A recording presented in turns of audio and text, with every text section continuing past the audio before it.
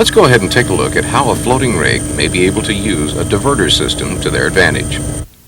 The purpose of the diverter is for it to be a means of controlling well flows by directing the flow away from the rig over the side.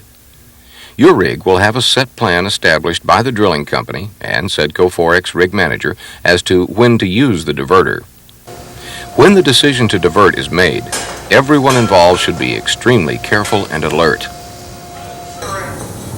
Let's take a closer look at the diverter system and see where it's placed in our wellhead assembly.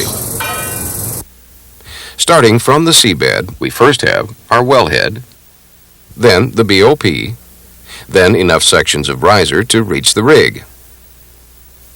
At that point, the slip joint is installed.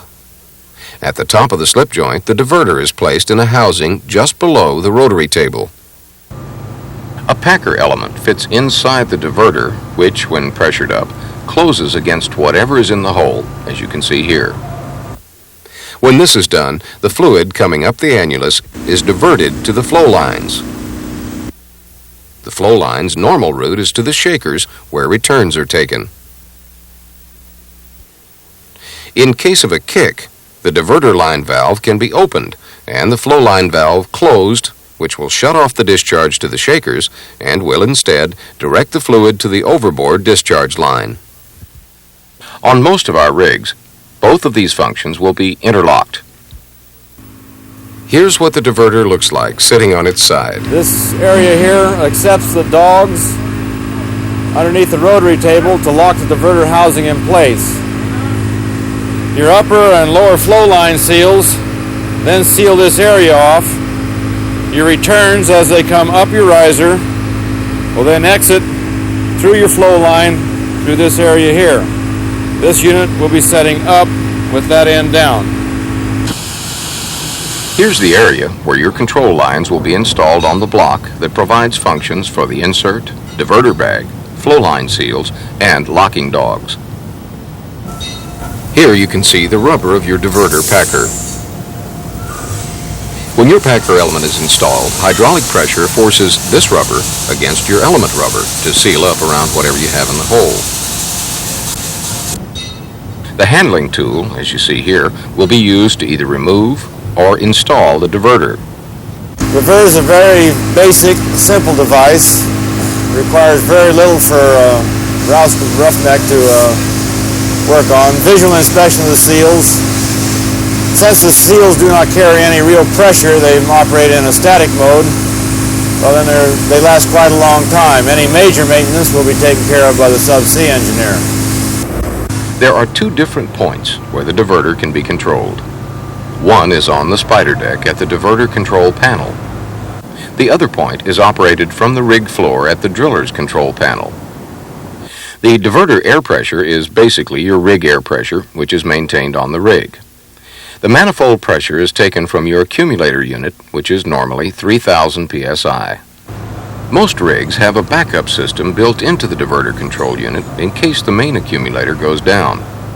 The diverter packer pressure generally runs between 300 to 500 psi. Its regulator can be adjusted here to make sure you have a seal on the packer element.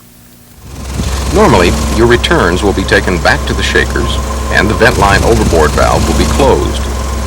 When the shaker valve is closed, the downwind overboard vent line valve will open automatically, which gives you a path overboard.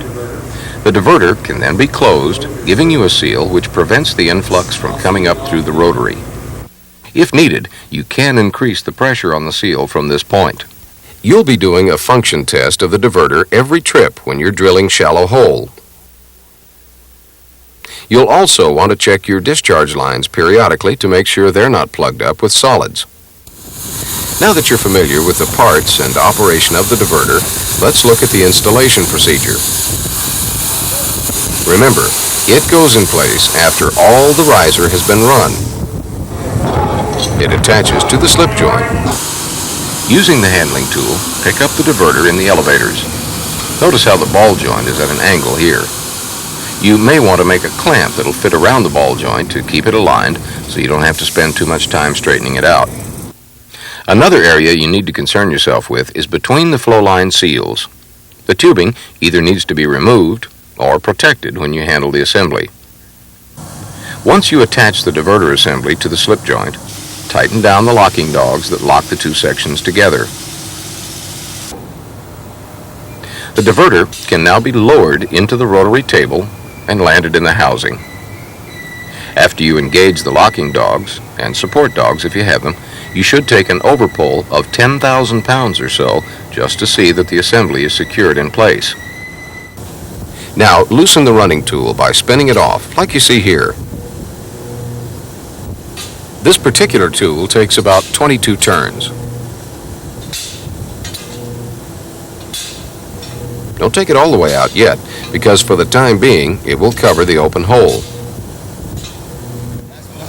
Next, the control lines are connected up to the diverter. Remove the cover plate and inspect the O-rings. They should be clean and uniform.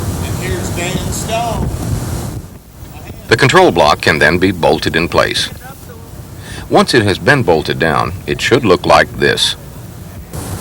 Remove the riser spider and reinstall the master bushing drive ring.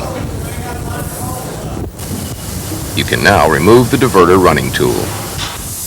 The diverter packer element can now be lowered down into the diverter.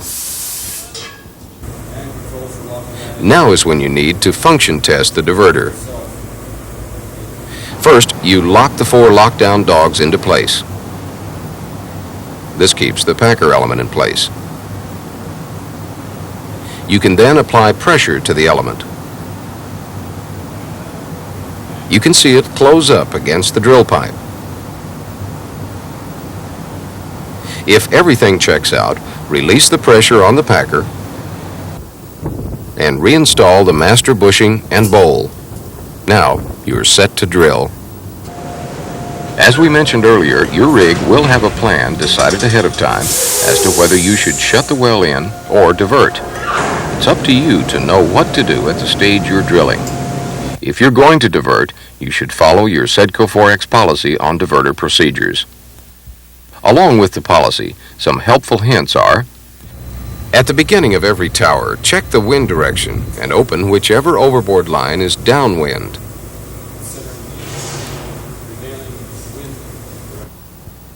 Do not close the diverter if the insert element is not in place and locked.